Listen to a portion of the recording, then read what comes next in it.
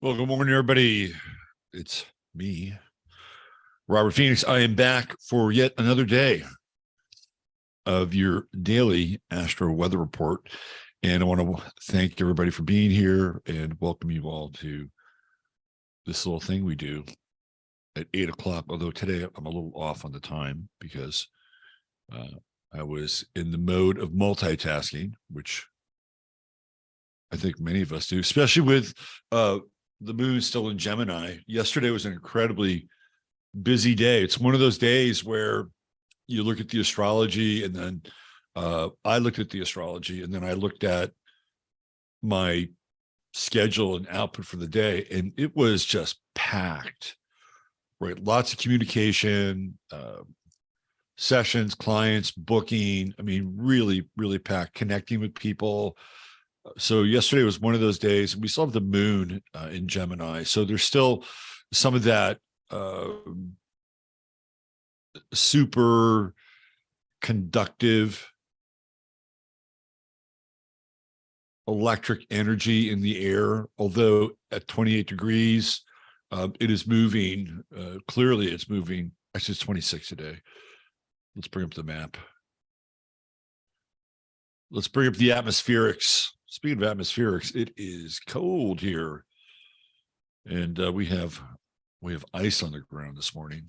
It's always weird when it's like really, really cold and you don't get snow. You kind of feel cheated, a little bit gypped, but that's okay. All right, let's bring up the Astro Weather. So there we go. 2/1/23, 8 a.m. right here in South Central Texas. So there's the moon at 26 Gemini.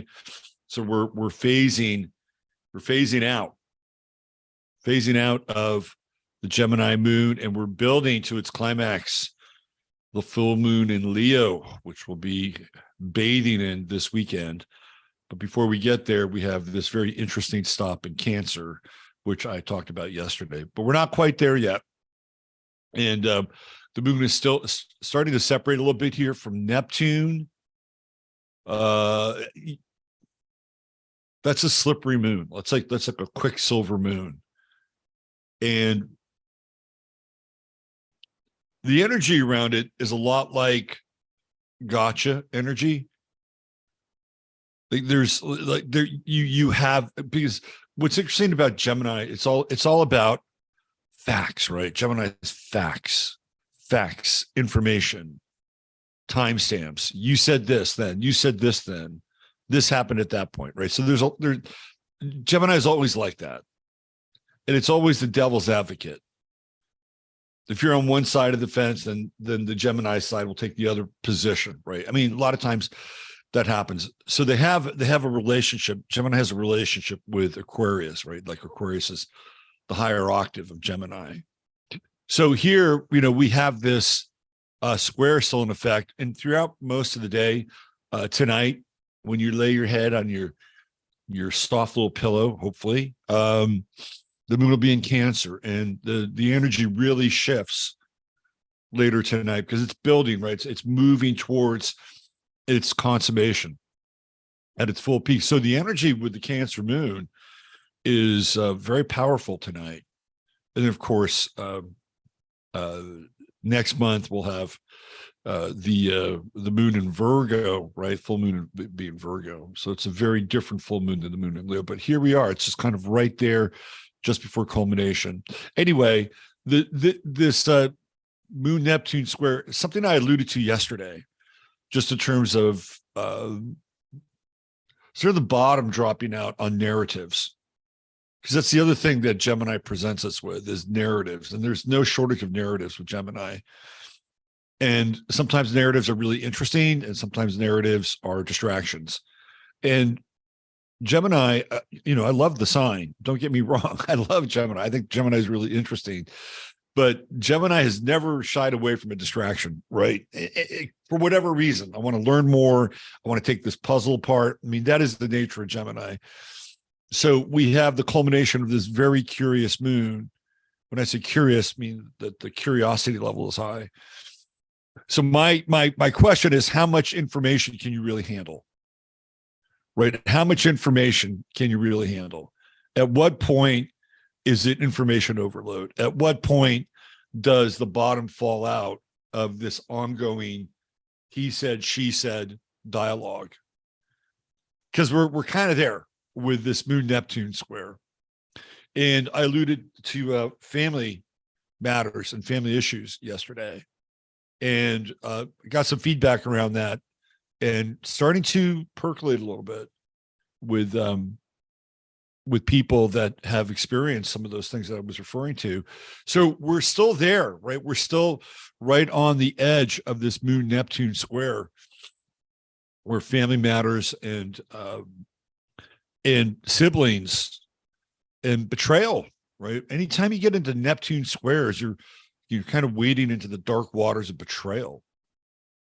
And I'm still a firm believer. You know, what's really interesting about astrology is we're in this place now where we're in this mundane universe, right? Because we're connected to the technosphere, and we're taking in all of this information constantly. It's unlike any other time that we've ever lived. And I'm going to be part of something this weekend called the Aquarian High Council, which is kind of funny and interesting. But I'll give you more information on that. It's a virtual webinar, and it's free, right? All you have to do is sign up for it. It's a really interesting event being put on by my friend and fellow astrologer Emily Trinkhouse. I'll give you some details later. But that's one of the things I'm going to be talking about, is where we are as a culture, because we're taking in all this information constantly now. It's no longer about sitting across from the dinner table and having a conversation with somebody that you know. I mean, you can still have those, but over the course of the last 3 years, we know that those conversations have become more difficult. And the reason why it's become more difficult is because we've had our heads seated like clouds with various forms of information, some of which is good, some of which is not so good. So we're at this saturation point, right? With the moon here coming in, squaring up against Neptune. And particularly now, really coming off of that Moon-Mars conjunction, where everything gets excited, everything gets kind of catalyzed and churned. And then now you're kind of in the after effect of that. It's like, well, what now? What next? And what was really interesting is that over the weekend, it was revealed, I think I dropped it on Friday, that the Federal Emergency Authorization Act is going to be ending on May 11th, right? So again, there's new information that we're dealing with. And you look at the number 11, and it's representative of twins. So we had this mentioned pretty much as we approach the moon in Gemini, right? So this is a really, really interesting time. And we're just talking about the lunar aspect, what's going on right here. The other thing is, remember, I said yesterday, as the moon moves into Cancer and begins to catch up with the trine with Venus, it's a really, really interesting time, especially because the moon is getting very close to Pallas, which is about pattern recognition. And on an individual level, and we can start having this discussion tonight and tomorrow, on an individual level, the potential for having very, very intuitive kinds of interactions with so-called reality is going to be quite pronounced. And Cancer is very hunchy, right? So over the, starting tonight, next 48 hours, you're living in your hunches. You're living in your instinctual body. And I think it's a really interesting time, just based on where we are socially, where we are in terms of this progression or this transit, and the opening that occurs here when the moon moves into Cancer. We have Venus and lovely Pisces, right? So you have something to look forward to, I think. It's almost like a port in the storm, because once the moon moves into Leo, boy, everything gets fired back up again. Really fired back up again. We have that conjunction with Black Moon Lilith. Maybe I'll talk more about that tomorrow. Somebody asked me, how come you don't talk more about Black Moon Lilith? Well, I have. When it went into Leo, I did talk about it some. We'll revisit that probably sometime tomorrow. So we have Mercury now moving into second decan. Actually, it's almost in, well, it is in second decan. Let's see. So Mercury is in the Taurus decan, and it's all about the bottom line. It's all about results. It's all about what sells. It's all about making sure that everything adds up in the ledger sheet. When Mercury's in this decan, second decan, making it the Taurus decan, you got to keep an inventory, right? So this is all about time and the economy of time. And yesterday I talked about hacks. Remember that? We still have Mercury in trine with Uranus, and it'll still be in trine with Uranus tomorrow, the next day, starting to separate a little bit. But this is about using your time in a more creative, constructive relationship. It's funny, I was reading about this new chat AI and how you can basically use 2 words or 3 words, and it can come up with a professional artist rendition of whatever those 2 or 3 words are. So even with this Mercury Uranus trine, we're starting to see some of the effects of what it looks like. Like, that is a huge hack that has huge implications on us as a society moving forward. So we can see that here. I mean, clearly, and we're really in collective territory now, and we will be for a while. You know, our life stream is now more firmly attached to the collective life stream. That's one of the things that I'm going to be talking about this weekend. So this is interesting. How do you use the hacks and technology versus the hacks and technology using you? That's the other part of this. Now we have a Mercury square Chiron. This is a very interesting square. This is one of the, and we talked a little bit about it yesterday. Maybe I'll elaborate on a little bit more today because it's beginning to separate. It's okay to admit what you don't know. It's okay to admit what you don't know. And it's even better that once you admit that, move on quickly and find a solution. Find a streamlined solution. Ask somebody who does know. That's the other thing with Capricorn. You know, Capricorn is the realm of experts.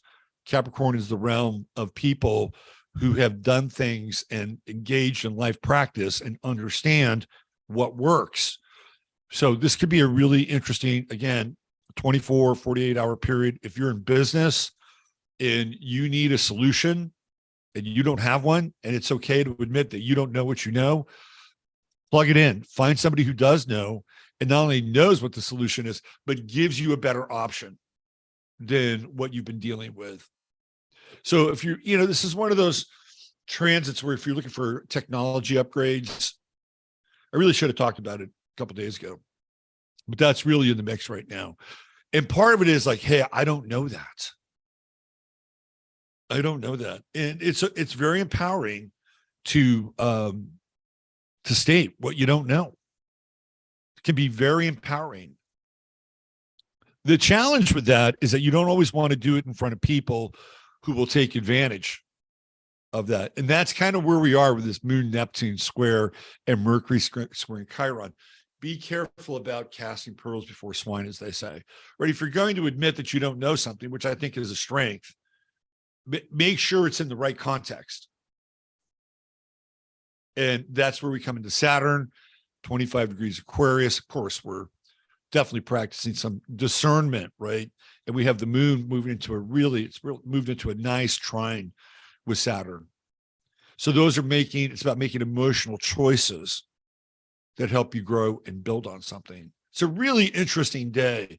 It's got a mix of vulnerability, a mix of strength, a mix of kind of being on the precipice and waiting to phase into a period where people who are more intuitive, more in their instinctual body, will feel like they've stepped into a bit of an oasis, about a 48-hour oasis. Pay attention over the next 48 hours starting tonight and about what comes to you. And to me, this is going to be a time where you really want to follow your instincts. Now, your instincts may lead you to a place where you're going to have to understand them and deal with them, once you follow your instincts, but that's okay because you're coming from a place of more instinctual and hopefully integrated knowledge, right? This is body knowledge. Cancer is body knowledge. It's somatic. But cancer rules the chest and the breast, right? It's right here.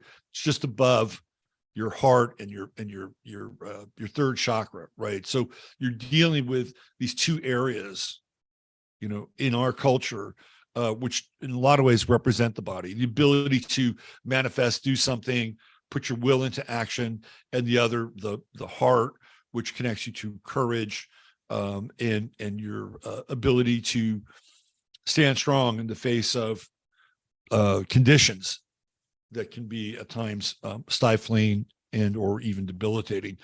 So that's how cancer operates. So it's in that place. What else do we have before we move on to our star of the day? Anything else? Jupiter and Mars in a nice sextile. And Mars is also in a sextile with Chiron. And again, this is part of this dynamic, right? If you can admit what you don't know and you're okay with that and you're looking for a solution, boy, here comes Mars. And you can fix these things very quickly, right? You can fix them very quickly. So if you've run into kind of a brick wall and you're like throwing up your hands, it's okay. But don't just sit there. Get some help. Get some help from people that know what they're doing and can solve some of the things that you're dealing with quickly. It's a good day for that. Very interesting blend of intellectual stimulation, waiting kind of on the precipice of what I would call psycho-emotional spiritual relief over the next 48 hours. All right. Let's get into the star of the day, because today's star of the day is quite interesting. I mean, I wouldn't pick somebody who wasn't interesting. And Thomas Merton was a really good choice for yesterday. A lot of resonance with Thomas Merton. Today's star of the day is, oddly enough, I think his own version of Thomas Merton, but quite different. And one of the things that I've noticed with Aquarians is they're a really different bunch. Really, really different. But there's something that connects all of them together. And as I go through the list of people who were born under the sign of Aquarius, I got to say, they're really interesting. And I may not agree with them. I may not like their politics. I may be really critical about their impact on society, but it doesn't deter from the fact that they're interesting. Right? And today I was not disappointed because I had some choices to make, but today I chose Andrew Breitbart. And Andrew Breitbart is somebody who's become synonymous with the conservative movement.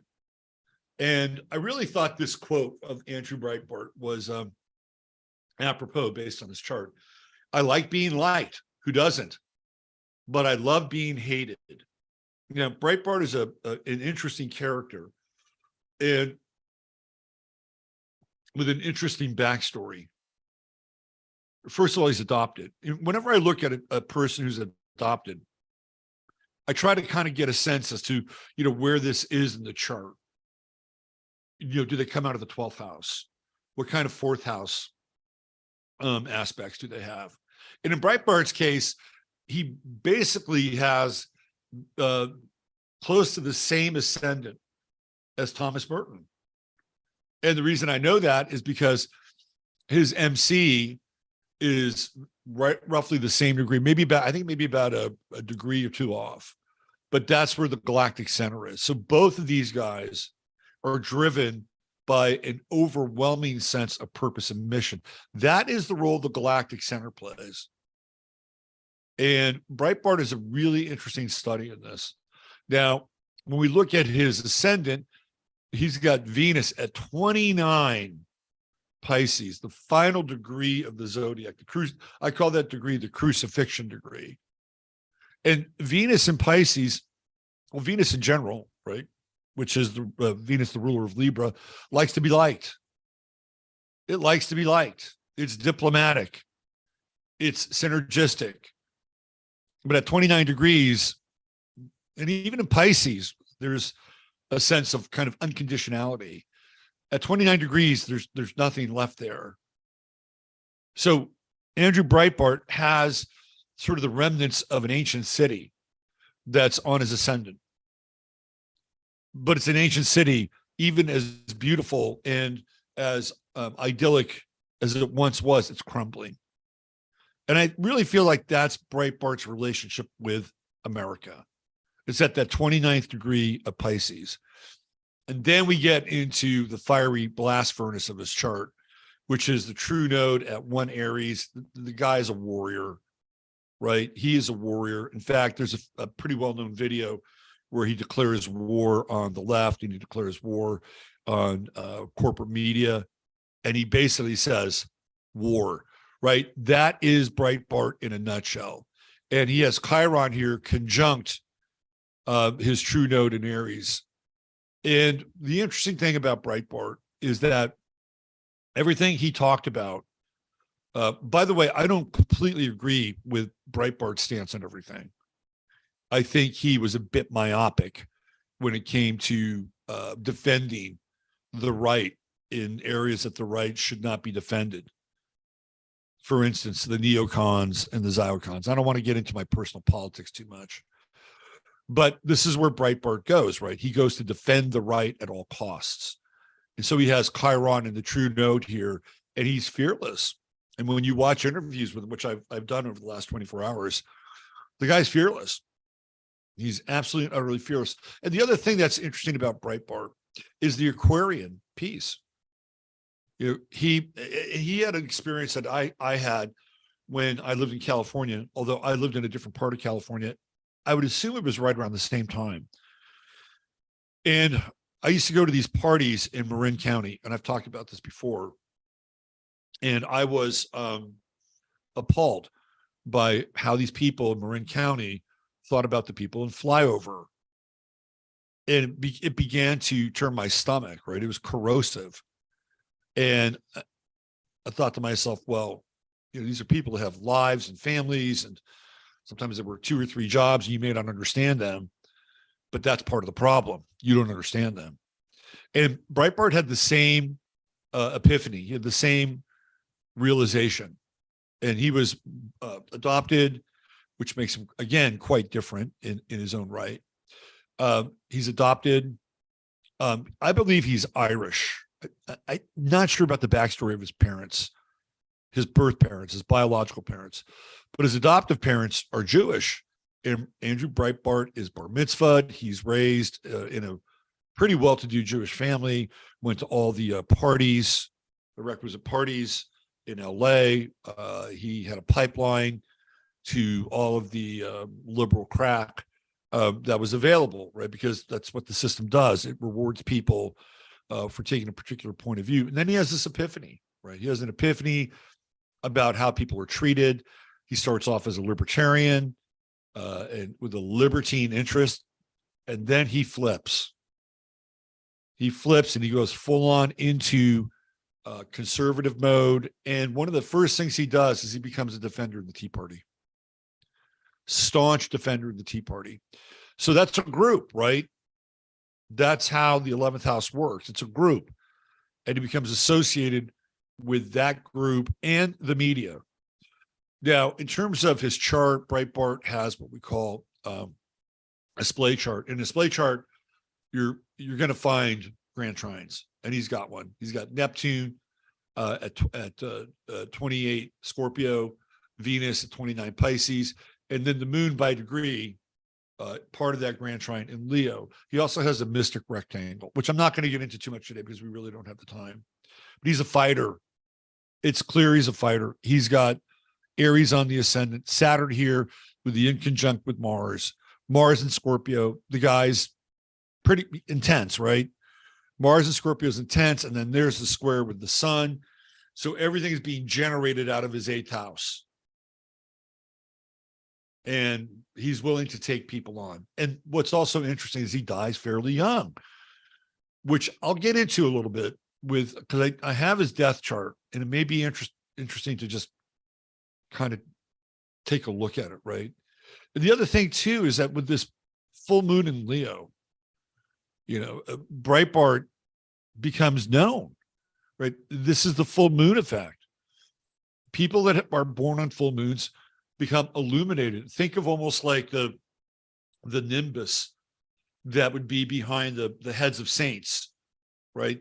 In a lot of ways, that is reminiscent of a full moon, and full moon people tend to be noticed, right? The light of the nighttime sky shines upon them, so they're double illuminated. The sun illuminates your chart wherever you are in the chart. That's what the sun's purpose is. It's illuminating your sign while you're here. And so when you're born in the full moon, you get double illumination. This is a very interesting chart. I think he'd be very challenging to be in relationship with Pluto here, the South Node, Uranus, Jupiter. Why? Because this guy's in the trenches. He's in the trenches, and he's here to take up the cause, so to speak. It's also interesting with Saturn. Saturn's not really aspected in his chart. I mean, look at that. The only thing it's got is the inconjunct, and Saturn's the father. So I wonder who Andrew Breitbart. I think there's some records of who his father might be, but that Saturn is the imprint of his father, and it's hidden, right? This is one of the reasons why I use Placidus's charts, because we have an intercepted house. So what is the effect of Aries in this chart? Right, the volcanic eruption that Breitbart was clearly capable of when he would speak or when he would retort somebody. And it's also the hidden aspect of the father. And I am, in this case, referencing the birth father, by the way.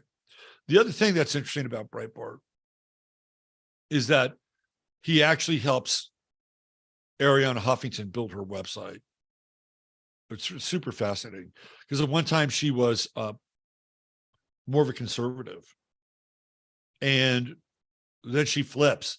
But he was okay with building her website because he wanted the left to out themselves. And who knows what was really going on with Arianna Huffington? Did she really flip, or did they conspire together to build a website that would out their, at times, seemingly ridiculous points of view? I don't know the answer to that. But with his Mars in Scorpio in the 8th house, and even to some extent Neptune there, I think the Neptune piece speaks in a lot of ways to Breitbart's humanity, right? The indignation of the common man with that Venus at 29 Pisces. He's just not going to take it. He's not going to take it anymore. What's also interesting is that he has very strong ties and links to Israel with Breitbart. There's a picture of him. I think it's right around the beginning of Breitbart's inception, where he's sitting around a table with Bibi Netanyahu, right? Because it's all kind of starting right about that time. And that's all the 9th house. And dealing with publishing, foreign countries. And Breitbart is really the person that kind of blazes the trail for Donald Trump. Because he's talking about the media. He's talking about the lies that the media manufactures. And there's no coincidence that the link between Trump and Breitbart is Steve Bannon. Steve Bannon being a Sagittarius and another pivotal figure in his life, right? Taking his work and moving it forward for better or worse. He's a very interesting character.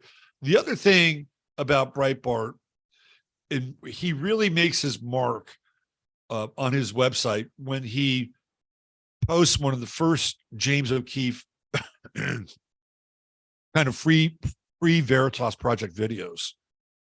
And it's when they infiltrate Acorn. James O'Keefe is another Aquarian. So we see this on the left and the right. We look at Angela Davis last week. Yesterday it was Thomas Merton, who kind of, moves in this very wave-like fashion, right? Between being somebody who's a social justice warrior, but by the end of his life, he's sitting down with the Dalai Lama and he's talking about communism. And he's saying how communism is a system that is not compatible with the world. The only place that communism works is in a monastery, right? So you see these people that are Aquarians, and it doesn't matter what side they're on. Their role is to mix things up, break things up, and lance sacred cows. That's what Aquarius does. And Breitbart clearly fills out that job description. Very interesting character. And we are living really in a post-Breitbart world because of the whole war on information, the war in your mind, propaganda, and it's become much more thick and internecine since the time of Breitbart's passing. Speaking of which, let's take a look at his chart here. Running a little over time. Where is it? Let's see. Do I have it? I don't know if I have it. Maybe hold on a second. So he was diagnosed as having let me see if I can do this. He was diagnosed with having a coronary disease. You know what? I may not be able to pull this up. I may skip it. One of the things that I did see in his chart at the time of his death was that he had Mars going through his 6th house. And that's usually what they call the aspect of open enemies. Could something have happened to him on the night that he passed away? I think it was February 22nd or 23rd. Anyway, could something have happened? Possibly. Maybe I'll look at that on Sunday night. We'll see. All right. Let's take care of a little bit of business here at the end of the show. And one of the things that I have to bring up, I got 3 things. Thanks for being a little bit long today, but fair amount to talk about. So first off, batting leadoff is True Hemp Science. True Hemp Science, of course, a sponsor of the show. And I have my moon dust this morning. Rise and shine with the moon dust in my coffee. It's a great addition. And last night, the gummy took me out in between, maybe a little 19, to keep everything kind of lubricated. I love True Hemp Science. This is from my website, which you can go to, by the way. Today, I'm streaming at 9:30 because I have an appointment, a phone consult. It's an appointment with a functional medicine person. Don't worry, it's not anything dire. It's just a checkup kind of thing. So here we go. This is the website for True Hemp Science, and you can go in there and poke around and look at all of their various products. And the good news is you come through, and I'll leave the link here in the show notes. You come through this portal and you type in 15MINS, and guess what will happen? You will get free products sent to you if you spend $100 or more. So it's like, it's kind of like Christmas, right? Ooh, what am I going to get? And I know that people who are repeat customers with Chris, which there are many, by the way, they get new little goodies, right? It's kind of like, oh, what do I get this time? And Chris is quite generous in his addition to your order. You spend $150 or more and you get free shipping. Just remember to type in 15MINS and help support a really, really great guy. And it's a great company, and even better guy. So there you go. True Hemp Science. All right. I do show after this one. Today it's going to be a little bit later, about 9:30. And let me pull up the graphic here so you guys can have an. And I've noticed that a couple of people have come over and hung out with us over on 15 Minutes of Flame. And it's right here. 15minutesofflame.com, 9:11 a.m. to 10:41 a.m. Central Standard Time, Tuesday through Thursday. Today be a little bit later, about 9:30, but come over and join us. I'm probably going to do the Andrew Breitbart thing a bit deeper today because I think he's really interesting. I'll play some videos, which I can't always do over here on YouTube. All right, one last piece of business, and then it's off into the busyness of the Gemini moon. Get her done. Get her done. And then relax. Relax into that the Cancer moon. The other thing with the Cancer moon is that sometimes it can also really bring up some deep memories of the past. And sometimes those are not always, well, they can be melancholic. Let's put it that way. Okay, let me go into, where is this? Down here. Give me one sec. Promise I'll get us there. There it is. I knew it. I knew it. So this is the event that I'll be a part of this weekend, starting on Saturday and then next Monday. So this is the Aquarian High Council and Astrology in the Age of Truth, Love, and Freedom. It's a virtual astrology treat. All you got to do is just sign up, claim your spot. That's it. That's it. So this is about astrologers who are outside of the box. We're outside the chart, and we're all very different, very different. You know, Daniel Gemario and Eric Francis Capolino, right? All these people are Cameron Allen, Jeff Harmon. There's me, but there's something that connects all of us, and I think all of these people are renegades in their own way, right? These are people that kind of get out on the edge a little bit, and how they interpret what's going on socially, economically, is not going to fit inside of a box, right? It's just not.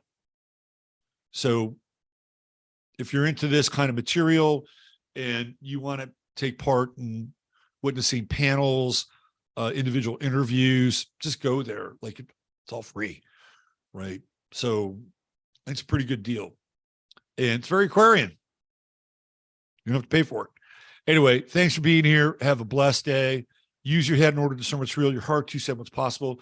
Come on over to 15 Minutes of Flame at the bottom of the next hour, and we'll dig into the Breitbart piece a bit more. It's quite interesting. I think he's an important person, and his influence can't be understated, for better or worse, on the world we live in today. Take care.